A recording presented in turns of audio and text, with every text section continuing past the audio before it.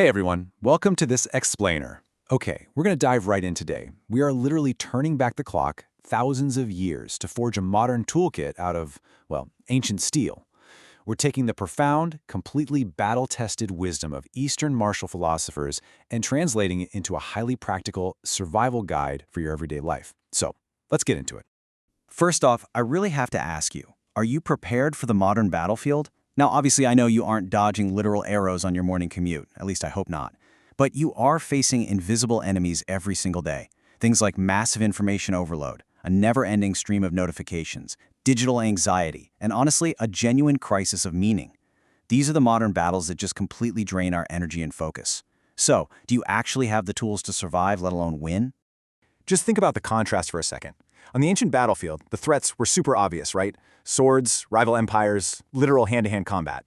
Fast forward to today's battlefield, and your enemies are right there in your pocket. It's smartphones, it's toxic echo chambers on social media, it's the ethical maze of AI. And yeah, I know it sounds a little funny to compare a Twitter argument to, say, a life-or-death samurai duel, but the physiological stress, the burnout, the high stakes on our mental health, that is all incredibly real. All right, Part 1, Masters of Strategy, Navigating Systems and Conflict. Let's look at the warriors who mastered the mind.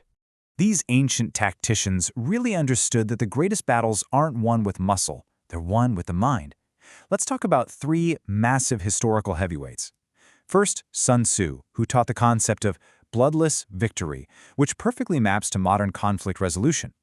Then there's Han Fei, who believed in creating order through strict law, which is actually a brilliant framework for navigating complex corporate or legal systems today. And finally, Kautilya from ancient India. He was the ultimate pragmatist, and his focus on practical effectiveness is basically a masterclass in strategic thinking. These tactics were quite literally designed to build and break entire empires, but they apply perfectly to your career and your everyday conflicts. Let's zoom in on Sun Tzu for a second. He said, "Supreme excellence consists of breaking the enemy's resistance without fighting." This is such a fascinating paradox. The best fighter is actually the one who avoids the fight entirely. True intelligence on today's digital battlefield means outthinking your opponent. It means anticipating their moves and maneuvering so well that you never even have to engage in those exhausting, toxic internet arguments in the first place.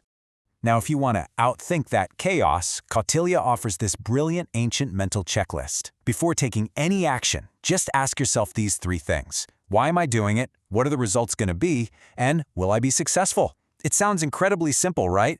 But think about how often we just fire off an angry email or make a knee-jerk career move without stopping to ask these questions.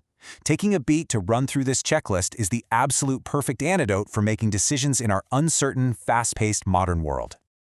Moving on to Part 2, Masters of Mind, Spirit, and Flow. So shifting gears from external strategy to internal mastery, because let's face it, you really can't conquer the world if your own mind is a chaotic mess. We have Laozi, who taught the idea of natural flow to manage anxiety. Then there's Zhuangzi, who advocated for natural spontaneity to help overcome rigid, stressful thinking. And Bodhidharma, the monk who essentially invented martial arts philosophy by completely integrating the mind and body for holistic health. They realized centuries ago that physical training and mental clarity aren't separate. They are one single unified weapon. Let's dive into Laozi's core concept, known as Wu Wei. This roughly translates to effortless action or not forcing. Picture water just effortlessly finding its way around a rock in a stream. Now, think about your own life. How much of your daily stress actually comes from trying to force an outcome? Forcing a relationship, forcing a creative project to work, forcing people to agree with you. Applying Wu Wei means acting in harmony with natural flows. Simply deciding not to force solutions can instantly alleviate so much of the crushing pressure we feel in the digital age. Laozi famously noted that nothing in the world is softer than water, yet nothing is better at overcoming the hard and strong. Again, we see this profound paradox. We usually think of power as being rigid, loud, and forceful. But Laozi teaches us that true resilience actually comes from flexibility. When you are soft and adaptable, just like water, you literally cannot be broken. It's the rigid, unbending forces that ultimately snap under pressure. All right, Part 3, Masters of Character, Morals and Action. Okay, so once your strategy is sound and your mind is clear, how are you actually supposed to behave in the world? Well, these figures give us a complete blueprint for everyday moral courage in our totally chaotic society.